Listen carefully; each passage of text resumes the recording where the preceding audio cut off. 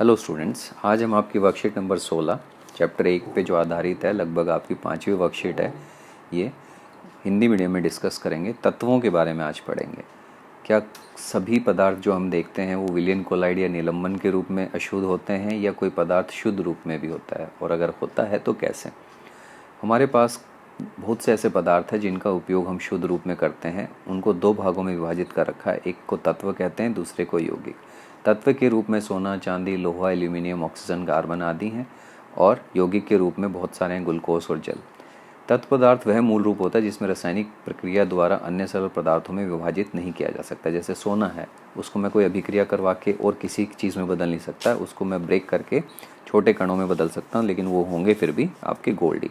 तो इसलिए उनमें कोई भी विभाजन नहीं होता।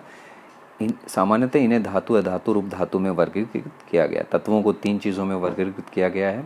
एक होता है धातु, दूसरी अधातु, और तीसरी जो है उपधातु। और तीनों के जो है गुणों के आधार पर अलग अलग उपयोग हैं।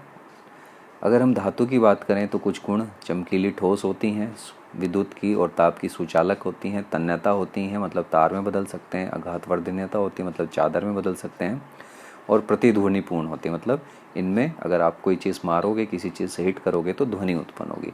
अधातु चमकीली नहीं होती, ताप और विद्युत की कुचालक होती हैं, तन्य और आघातवर्धनीयता इनके अंदर नहीं होती, प्रतिध्वनि भी नहीं होती, और ज़्यादातर आपको द्रव अथवा गैसियस अवस्था में मिलेंगी, जैसे hydrogen, carbon, iodine, bromine, chlorine.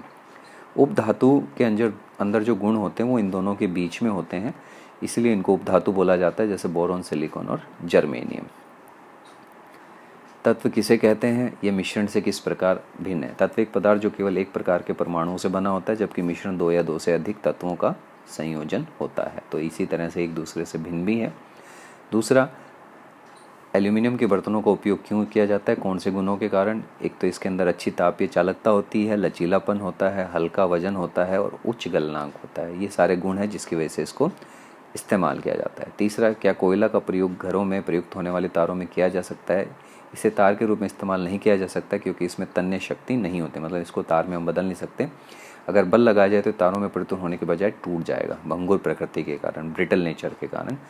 आघातवर्धनीयता और तन्यता, आघातवर्धन जब किसी तत्व को हथौड़े से पीटकर पतली शीट में बदला जा सकता हो तो वो आघातवर्धनीय कहलाएगा, और जब किसी तत्व पर तनाव के तहत तारों में बदला जा सके तो उसे तन्य कहते हैं। तो ये दोनों जो गुण हैं ये किसके अंदर हमें मिलते हैं? धातुओं के अंदर। तो उम्मीद आपको वर्कशीट पसंद आई हुई। देखने के लिए धन्यवाद।